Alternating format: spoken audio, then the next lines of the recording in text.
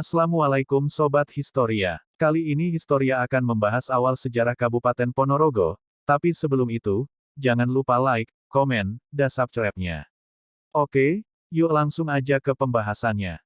Awal sejarah Ponorogo. Pada zaman dahulu sebelum adanya Kerajaan Wengker dan Kabupaten Ponorogo, di daerah sebelah barat dan timur pernah dihuni oleh manusia. Karena di sana banyak ditemukan fosil atau tulang manusia yang bentuknya besar-besar dan disebut sebagai tulang raksasa. Kemudian di sebelah barat yaitu di sekitar Kecamatan Sampung pernah juga ditemukan fosil hewan dan manusia, kemudian di sana juga ditemukan alat-alat pertanian seperti linggis, kapak, dan alu yang semuanya berasal dari batu. Sehingga pada waktu itu disebut zaman batu. Zaman dahulu di Ponorogo ini memiliki suatu kerajaan. Kerajaan ini oleh banyak orang disebut dengan Kerajaan Wengker. Kerajaan Wengker ini ada sekitaran tahun 986-1037 Masehi. Zaman Kerajaan Wengker. Setelah Kerajaan Mataram kuno di Jawa Tengah, banyak rakyatnya yang pindah ke Jawa Timur. Pada tahun 928 Empu Sendok memindahkan pusat pemerintahan ke Jawa Timur. Empu Sendok kemudian mendirikan sebuah kerajaan yang diberi nama Kerajaan Waton Mas. Letaknya berada di sekitar Sungai Brantas antara Malang dan Surabaya. Kemudian Empu Sendok itu dinobatkan sebagai raja pertama dengan gelar Sri Isana Wikrama Darmo Tunggadewa, yang mana menjadi moyang bagi raja-raja di Jawa selama 300 tahun berturut-turut sampai dengan 3 keturunan. Selain rombongan Empu Sendok, ternyata juga ada rombongan lain dari Jawa Tengah yang pindah ke Jawa Timur di bawah pimpinan putra Raja Medang yang bernama Ketuwijaya. Berdirinya Kerajaan Wengker itu dibuktikan dengan adanya sebuah prasasti yang ditemukan di Sendang Kanal Madiun. Di dalam prasasti tertulis berdirinya Kerajaan Wengker pada tahun 986-1037 dengan rajanya yang bergelar Ketuwijaya. Nama Wengker merupakan akronim dari Wewengkon Angker, atau tempat yang angker. Wilayah Kerajaan Wengker meliputi sebelah utara yaitu Gunung Kendeng sampai Gunung Pandan. Kemudian sebelah timur merupakan Gunung Wilis ke selatan sampai ke Laut Selatan. Kemudian sebelah selatan merupakan wilayah Laut Selatan dan sebelah barat dari pegunungan mulai Laut Kidul ke utara sampai ke Gunung Lawu. Tahun 1031 Wengker bisa ditaklukkan oleh Kerajaan Airlangga. Pada tahun 1037 Ketuwijaya mengalami kekalahan, terpaksa meninggalkan harta benda dan permaisurinya. Ketuwijaya lari ke desa Topo kemudian pindah ke Kapang diikuti beberapa prajuritnya. Berselang sekitar 200 tahun muncul kerajaan baru yaitu Kerajaan Bantarangin. Terletak di desa Sumoroto kurang lebih 12 km arah barat kota Ponorogo yang masih bagian wilayah Kerajaan Wengker. Pada tahun 1078 Kerajaan Bantarangin Wengker dipimpin oleh Prabu Kelono Sewandono dan patihnya bernama Kelono Wijaya yang masih saudara kandung. Prabu Kelono Sewandono memiliki paras yang tampan sampai dijuluki Tubagus Kelono Sewandono. Sedangkan adiknya berwajah jelek, keningnya nong-nong, mata pendul, bermulut lebar, gigi besar-besar, pundak benjol dan rambutnya gimbal. Dokter hal tersebut dijuluki Bujang Ganong. Meskipun berwajah jelek namun dia memiliki kesaktian yang luar, ahli bertapa dan kaya akan ilmu kanuragan. Pada suatu malam Kelono Sewandono bermimpi bertemu dengan putri Kediri yang bernama Dewi Songgolangit. Keesokan harinya beliau mengutus adiknya yaitu Kelono Wijaya untuk melamar Dewi Songgolangit ke Kediri.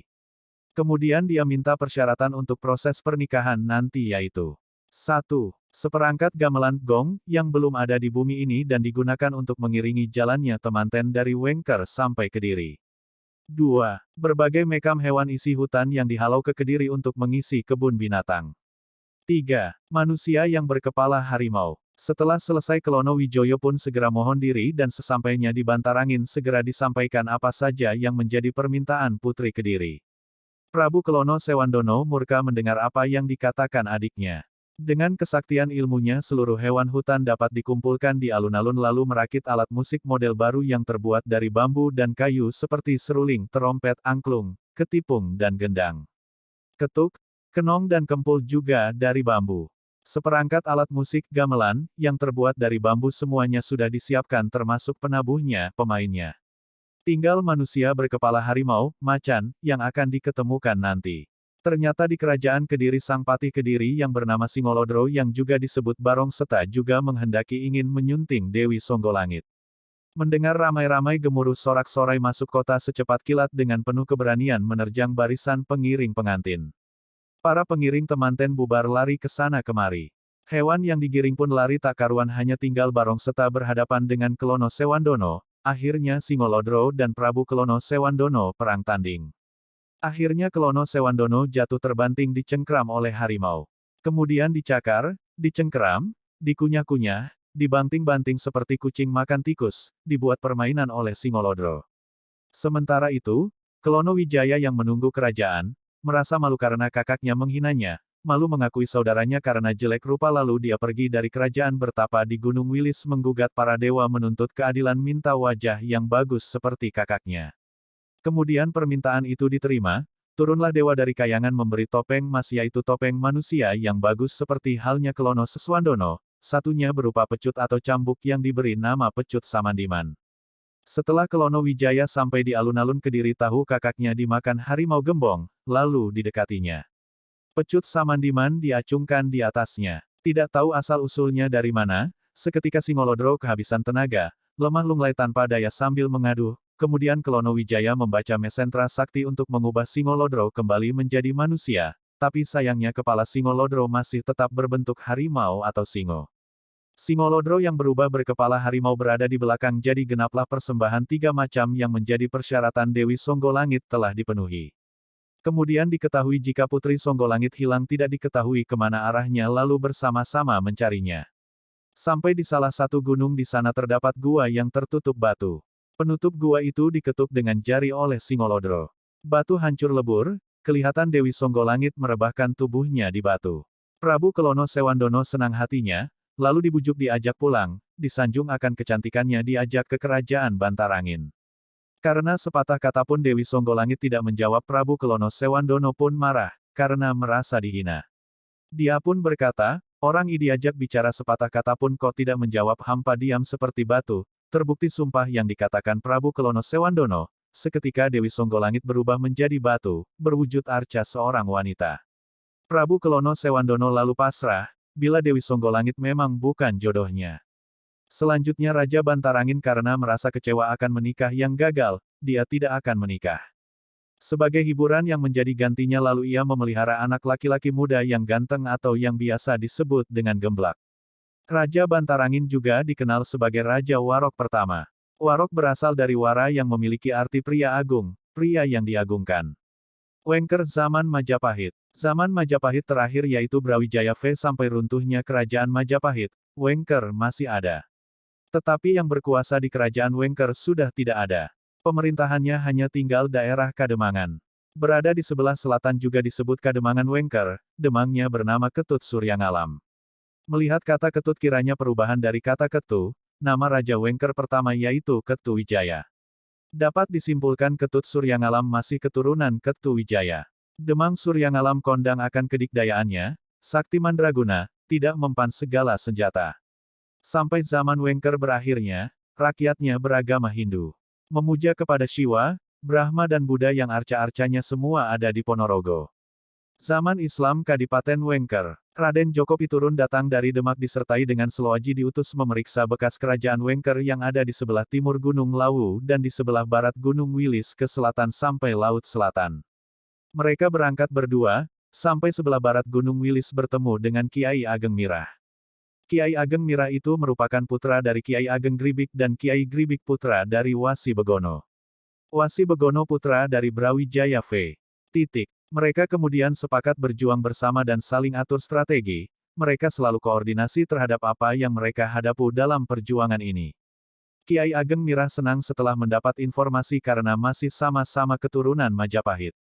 Setelah saling berkenalan dan saling mengutarakan apa yang menjadi kepentingannya, mereka bertiga lalu meneruskan perjalanan melakukan pengamatan sampai Laut Selatan. Pihak Raden Joko Piturun berusaha melakukan pendekatan persuasif terhadap pihak Ki Ageng Kutu, antara lain dilakukan Kiai Ageng Mirah terhadap Kiai Ageng Kutu secara dialogis agar Kiai Ageng Kutu bersedia menghadap ke Majapahit. Tetapi Kiai Ageng Kutu menolak dengan alasan antara lain kerajaan Majapahit yang memberi pintu bagi penyebaran agama Islam, padahal wilayah Wengker kebanyakan menganut agama sendiri yaitu Hindu dan Buddha. Kiai Ageng Kutu menganggap penyebaran Islam yang dipimpin para wali, justru Majapahit mengangkat Pangeran Jimbun menjadi penguasa Demak Bintoro. Kiai Ageng Mirah menjelaskan bahwa pengangkatan Raden Patah tidak salah karena masih putra Brawijaya V. Tetapi Kiai Ageng Kutu tetap menganggap hal yang dilakukan Majapahit merupakan hal yang menyalahi aturan kerajaan sendiri. Akhirnya upaya dialogis yang dilakukan Kiai Ageng Mirah gagal. Peperangan Raden Djoko Piturun dan Ki Ageng Kutu. Upaya persuasif dari pihak Raden Djoko Piturun yang gagal dilaporkan kepada Prabu Brawijaya kelima, dan langkah yang dilakukan Brawijaya adalah mengirim pasukan Majapahit untuk menumpas Kiai Ageng Kutu dan setelah selesai Raden Djoko Piturun diminta agar menghadap ke Demak. Dan diperintahkan untuk segera berangkat. Rombongan pasukan tersebut dipimpin oleh Raden Djoko Piturun sendiri. Pada dasarnya Raden Djoko Piturun tidak mau bermusuhan dengan pihak Wengker mengingat jasa Kiai Ageng Kutu terhadap Majapahit begitu banyak. Tetapi Seloaji memberi nasihat bahwa apa yang dianggap Kiai Ageng Kutu benar adalah menurut Kiai Ageng Kutu sendiri, sedangkan pihak kerajaan menganggap hal yang menyalahi peraturan dan raja pun langsung memerintahkan untuk menumpas, maka ia menasehati Raden Djoko Piturun untuk tidak ragu-ragu dalam bertindak. Kemudian terjadilah peperangan antara tentara Majapahit yang dipimpin Raden Djoko Piturun beserta Kiai Ageng Mirah dan Seloaji serta beberapa tokoh lain. Kiai Honggolono sebagai tangan kanan Kiai Ageng Kutu tewas dalam pertempuran ini. Raden Djoko Piturun sangat terharu melihat kematian Ki Honggolono dan musnahnya Kiai Ageng Kutu mengingat mereka berdua adalah para perwira yang berjasa besar kepada Majapahit terutama ketika merebut kembali Wengker yang sempat dikuasai Kediri. Konsolidasi dalam keluarga Kiai Ageng Kutu juga dilakukan antara lain menikahi putri Kiai Ageng Kutu yaitu Niken Sulastri, putra pertama Kiai Ageng Kutu yang bernama Surohandoko menggantikan kedudukan ayahnya di Kademangan Kutu. Suryo Ngalim dijadikan kepala desa di Ngampel, Warok Gunoseco menjadi kepala desa di Siman, Warok Tromejo di Gunung Loreng Selahung. Setelah selesai kemudian kembali ke Demak sebagai penerus Majapahit, Kiai Ageng Mirah ikut sampai Demak. Setelah beberapa bulan di Demak, oleh Sultan Demak atas saran Kanjeng Sunan Kalijogo dan Kanjeng Sunan Giri Raden Djoko Piturun, Seloaji dan Kiai Ageng Mirah diutus kembali ke Wengker dengan diberi pangkat. Raden Djoko Piturun diangkat menjadi adipati bergelar Kanjeng Panembahan Batara Katong. Penamaan gelar Batara, karena Wengker rakyatnya semua beragama Buddha. Terjadinya nama Ponorogo. Perjalanan rombongan dari Demak pun sampai di Wengker dan pada suatu hari, yang kebetulan pada saat malam Jumat bulan Purnama, Adipati Batara Katong, Seloaji, Kiai Ageng Mirah dan Senopati Joyodipo duduk bersama di oro-oro tanah gersang dan luas untuk mengadakan musyawarah. Kemudian Adipati Batara Katong memulai pembicaraan, Kiai Ageng Mirah, saya minta Kiai Ageng memikirkan pusat kota yang akan kita bangun ini, di mana dan bagaimanakah sebaiknya tempat untuk pendirian pusat kota itu diletakkan. Kemudian Kiai Ageng Mirah menjawab, begini Raden, kalau untuk pusat kota sebaiknya kita pilih yang berbentuk batok mengkurep tempurung tengkurap. Itulah tanah dan tempat yang sebaik-baiknya untuk dihuni. Kemudian Joyodipo yang lebih mengenal daerah itu menyambung, Raden, kalau berkenan dan sudi mendengar pendapat saya, untuk pusat kota Raden saya silahkan memilih di tengah-tengah tanah yang luas itu. Marilah sekarang saja kita semua ke sana. Saya persilahkan Raden dan semua untuk melihat. 4 orang tersebut terheran-heran, semua melihat dengan sungguh-sungguh arah yang ditunjuk Joyodipo. Seloaji dan Kiai Ageng Mirah tidak melihat sesuatu apapun yang ada di sana, akan tetapi Adipati Batara Katong melihat ada sesuatu di tengah-tengah padang rumput yang luas. Batara Katong melihat benda berbeda berjumlah 3 buah. Batara Katong bertanya kepada Joyodipo, Kakang Joyodipo, saya melihat ada tombak, payung yang sedang terbuka dan satunya lagi saya kurang begitu jelas. Benda apakah itu Kakang? Apakah maksud Kakang menunjukkan benda ini kepada kami? Raden diminta untuk menyembah 3 kali. Setelah menyembah 3 kali barulah Seloaji dan Kiai Ageng Mirah dapat menyaksikan keberadaan 3 benda tersebut. Joyodipo mengatakan bahwa dia dan kakaknya bernama Joyodrono adalah abdi dari ayahanda Raden yaitu Prabu Brawijaya V. Adapun pusaka itu ada di sini karena kamilah yang membawanya. Dahulu ayahanda bersabda, jika kelak ada orang yang dapat melihat pusaka ini, itulah tanda kesetiaan Sang Prabu kepada orang itu maka berikanlah pusaka itu. Selain itu Sang Prabu juga bersabda bahwa dahulu Raden memang diharapkan untuk menjadi raja menggantikan Sang Prabu. Itulah titah dari ayahanda Raden dan sekarang Radenlah yang mewarisinya. Payung ini bernama Payung Tunggul Wulung, adapun tombak ini bernama Tombak Tunggul Nogo dan satunya berupa sabuk yang bernama Sabuk Cinde Puspito. Batara Katong menyembah 3 kali lalu mengambil Payung Tunggul Wulung, Seloaji mengambil Tombak Tunggul Nogo, sedangkan Kiai Ageng Mirah mengambil sabuk ikat pinggang Cinde Puspita. Setelah ketiga barang itu diambil, terdengar suara gemuruh 3 kali. Bersamaan dengan itu, tanah berhamburan ke atas dan jatuh ke kanan kiri. Tanah yang berjatuhan tadi akhirnya menjadi gundukan tanah sebanyak 50 buah. Adapun tempat suara gemuruh terjadi, muncullah gua dengan lobang menganga. Kelak setelah 40 hari gua tersebut tertutup kembali seperti semula. Oleh Joyodipo gua tadi diberi nama Gua Sigala-gala. Adapun gundukan tanah tadi diberi nama Gunung Lima dan Gunung Sepikul, dari situlah asal-muasal Ponorogo. Setelah itu dimulailah membabat hutan sekitar dipimpin oleh 3 orang disertai 40 santri yang sudah bisa membaca Quran dan mengerti maknanya. Diperintah babat di hutan Wengker membangun desa sampai menjadi kota. Semua kebutuhan dicukupi, berupa alat pembabat hutan, peralatan pertanian dan perkakas rumah tangga. Hanya waktu itu keluarga, anak dan istri tidak boleh ikut. Sampai di sebelah barat Gunung Wilis, sebelah timur Gunung Lawu, di sana mereka istirahat. Ketepatan di tempat yang banyak gelagahnya dan tanahnya berbau wangi, disitulah mulai dibabat. Orang yang berjumlah 40 dibagi menjadi 4 kelompok, yaitu utara 10, timur 10, selatan 10 dan barat 10 orang, kemudian Batoro Katong, Seloaji dan Kiai Ageng Mirah di tengah sebagai pengawas dan komando. Dan saat itu musyawarah berlanjut untuk memberikan nama kota yang akan didirikan tersebut. Setelah mufakat dan kemauan terikat, mereka memutuskan kota bernama Pramanaraga. Pramana artinya perana, yaitu menyatunya sumber cahaya dari matahari, bulan dan bumi yang berpengaruh menyinari kehidupan manusia yang digelar di alam raya. Ketiga unsur tersebut dinamakan Trimurti, bertempat dan menyatu dengan badan manusia menjadi mani. Mani laki-laki yang bercampur perempuan mendapat sabda dari kehendak yang maha kuasa menjelma menjadi manusia. Jadi pramana dan raga diumpamakan seperti madu dan manisnya, atau bunga dan sarinya, umpama api dan nyalanya. Sedangkan pana berarti mengerti akan segala situasi, mengerti dengan pemahaman yang sesungguhnya. Setelah dapat tertata, lalu membuat kota dan berdasar putusan musyawarah nama kadipaten barunya Ponorogo. Dari kata Sanskrit, Sansekerta, Pramana Raga, disingkat menjadi Ponorogo. Pono artinya sudah mengerti semuanya, lahir dan batin, sedangkan rogo itu badan, maknanya sudah mengerti pada raganya, bisa menempatkan diri, artinya tepo seliro. Jadi Ponorogo berarti manusia yang telah mengetahui, mengerti kepada dirinya sendiri, yaitu manusia yang sudah mengetahui unggah-ungguh, sopan santun, atau manusia yang sudah mengerti tentang tata krama. Pada hari Ahad Pon tanggal 1 bulan besar tahun 1418 Saka, bertepatan dengan tanggal 11 Agustus tahun 1496 atau 1 Zulhijjah 901 Hijriah. Diresmikan sebagai berdirinya kota Ponorogo, menjadi daerah kabupaten. Adipatinya disebut Kanjeng Panembahan Batoro Katong, patihnya Seloaji, dan penghulu agamanya Kiai Ageng Mirah serta Senopati Agung Joyodipo dan guru para prajurit Kiai Ageng Joyodrono. Selanjutnya tanggal 11 Agustus ditetapkan sebagai hari jadi Kabupaten Ponorogo. Kemudian dengan membawa pusaka masing-masing Kanjeng Panembahan dan semua pejabat berkeliling kota hingga pelosok desa. Di setiap tempat dipasang pengumuman tentang pendirian kota baru itu. Mulailah Pramonorogo dikenal masyarakat sebagai kota kadipaten yang baru.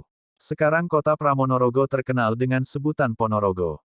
Setelah istana kadipaten didirikan, Batara Katong kemudian memboyong permaisurinya, Niken Sulastri, ke istana kadipaten, sedang adiknya, Suromenggolo, tetap di tempatnya, yakni di Dusun Ngampel.